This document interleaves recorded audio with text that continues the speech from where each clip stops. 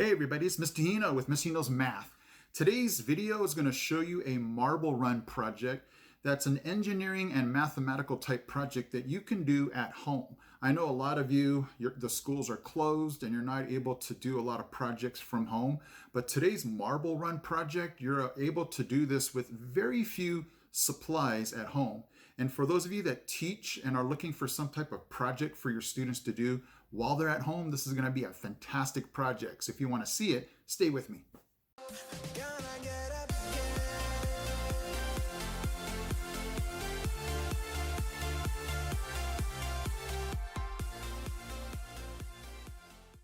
So today's project is going to be a marble run type project. And it's really cool because you don't need a whole lot of materials. And what's really neat about the engineering side of this project is you get to build the marble run so that your marble goes down the ramps. And you can actually modify this project to increase how long it takes the marble to get down. So let's take a look at the materials you're going to need. Okay guys, so you're going to definitely need some type of either masking tape, scotch tape, maybe even duct tape, scissors to cut the cardboard. I made mine out of a cereal box here. You can use paper towel rolls or even toilet paper rolls. And then you're going to need some type of marble here. I got this marble at Walmart. You can get this at Target, and I can show you later in the video how you can even make something like this out of tinfoil. Okay, I'm going to go ahead and give you the instructions like I would my students, but the cool thing about this project is you can modify this however you'd like. So you can see how I took some of the cereal box and made my ramp out of it. So you can obviously tell that you're going to have to angle whatever you would attach to your cereal box. And it doesn't have to be a cereal box. You can try to find any type of cardboard box. But you're going to have to angle it so that the marble does eventually go down. Now I have mine just resting on the table, but eventually it'll stand up looking like this. So I would go ahead and give my students the instructions like this. Okay, so I want there to be 4 different levels to your marble runner. And I want your marble runner to have a flat track type level. I want yours to have some type of curved level, either out of a toilet paper roll or possibly a paper towel roll. I want your marble run to have some type of drop or some type of hole where the marble goes through. And I want your marble runner to have some type of covered part to it. So it could be just a complete toilet paper roll or paper towel roll. And there are the 4 levels. 1, 2, 3, and 4. And then have some type of resting spot for your marble or whatever ball you're going to use. So I'll probably put some type of container there at the bottom. And then, you just tape your ramps to the box and adjust it as necessary. The ball actually does go down into that hole. It looks like it might slip through there, but it actually has so much momentum that it goes through the hole. And that's how my marble run looks. So let's go ahead and put the marble through and see how this goes.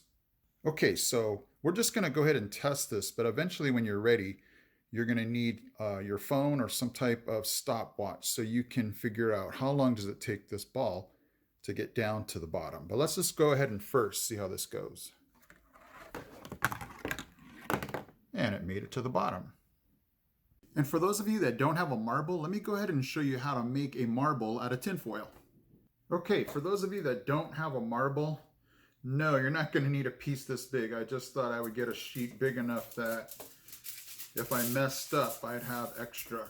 So you definitely just want to start off small. You don't want to make your foil marble too big, because if you make it too big, then it's really hard to, it's better to add onto it than to make it smaller. So you're just going to take a piece of foil and you're just going to roll it in your hands. It's not going to get perfect. We're just going to try to get it as round as we can. And we definitely want to stop when it gets to be the size of a marble. So it's not, actually not too bad. Just maybe want to add a little bit more to it.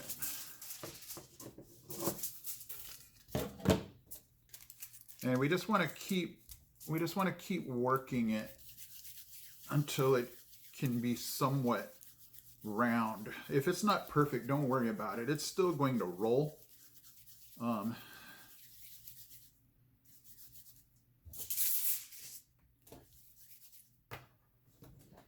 You know, if it looks more like a football, I mean, that's what you can do is just start to take your fingers and you can see where it maybe isn't as round as it should be.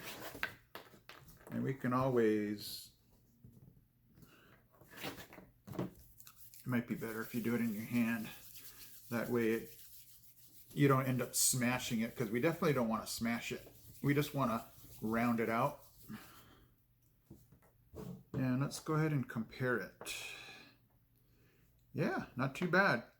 So let's go ahead and try to put this back into the marble run and see how good it is.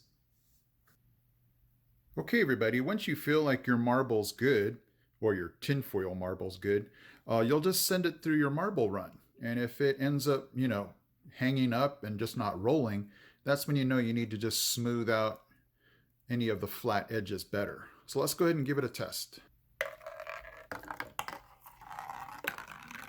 And there we go. Okay guys, so now that your marble run is built, what you're going to do now is get your marble or whatever projectile you're going to have go down the marble run. And what you want to do is get your phone or a stopwatch, and what you want to do is time how long does it take from the moment you drop it or let it go till the time it touches the very bottom. And what you want to do is record that time. Okay guys, so what I'm going to do is I'm going to be dropping the marble and at the same time start the stopwatch, and then I'll stop it as soon as it finishes. So here we go. Let me keep it up here and ready, set, go.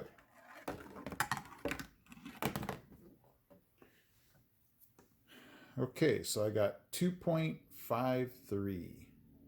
Let's go ahead and do 2 more trials.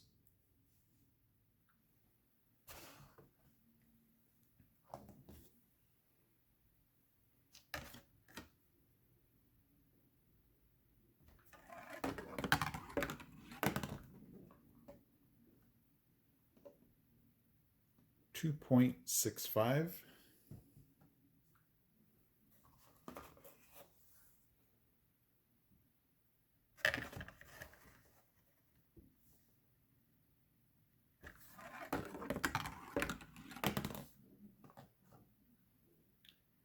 And 2.51.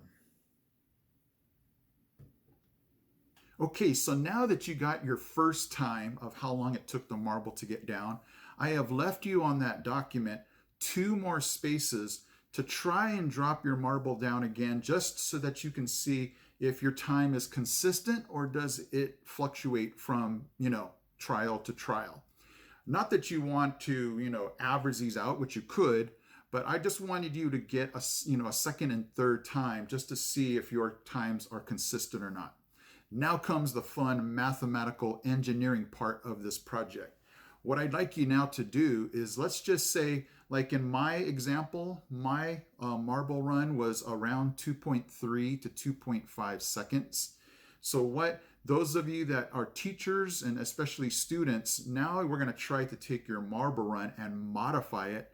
So that way, if you had a 2.5, we're going to try to double your time by modifying your marble run. And for those of you that would meet that challenge, maybe even make it more now, where we would triple your time. So for those of you, let's say your marble run was like mine, where it was 2.5. Now let's try to double it, where it takes 5 seconds to get down. And if you can meet that challenge, let's try to triple it, where it would take 7.5 seconds to get down, because 2.5 times 3 is 7.5. Now, what you would have to do here is just modify your marble run. I mean, we can't add any more ramps. So you would have to figure out, what can I do or add to my marble run to hinder the ball from going down as quick as it did the first time, to take longer. So the first challenge is going to be doubling your time. So take a look at the time that you had on your first trial, multiply it by 2, and try to modify your marble run so it gets to be that time. Now, what are the rules? You can use whatever you'd like to be able to hinder the ball to make it slower to get down to the bottom. Okay, but you can't add any more ramps. You can only have those 4 levels like we had the original time. So you can do what you want, experiment what you want, but you're trying to get to that goal of doubling that first time. And for those of you that are successful, tripling that time. So you can look at my doc again that I left in the description to be able to figure out, how do you document all of these trials. Okay, so teachers and parents, what I don't want to do is give away any secrets, because that would defeat the whole purpose of this project. So what I'll do is I'll go ahead and be working on my part 2 as you guys take a look at this part 1. And I'll go ahead and do a follow-up video where I can just show you some modifications that I made to make the marble take longer to get down, to double the time, and then to ultimately triple the time. So remember the rules. You cannot add any more ramps to your marble run, but you can add things in to hinder the ball so that it doesn't come down as fast. And what's going to be really neat is to figure out and observe what the kids do to figure this out. It's just going to be neat to see the different ideas that different students have. So I hope you guys have fun with this project, fun looking for all these resources and materials. Again, if you can't get a marble, you can try that piece of tin foil. Just try to make it as round as you can. And it's going to be a really cool project, I hope. So hopefully you guys have all of the materials at home. If not, it might just take one trip to the grocery store if you possibly can't find anything. But definitely check your house first for cereal boxes, just boxes of anything. I mean, it could be just a box that, macaroni or spaghetti box that you can use for your ramps, toilet paper, or paper towel rolls. You guys can find things. I'm not sure if you have to go out very far to look for these things. Okay, hopefully you enjoy this project, and I would love, to be able to see what some of you come up with. So it's, just one of those things where I love the ideas that are going to come through this project. Okay, guys, so I am Mr. Hino from Mr. Hino's Math. I'll see you in my next video.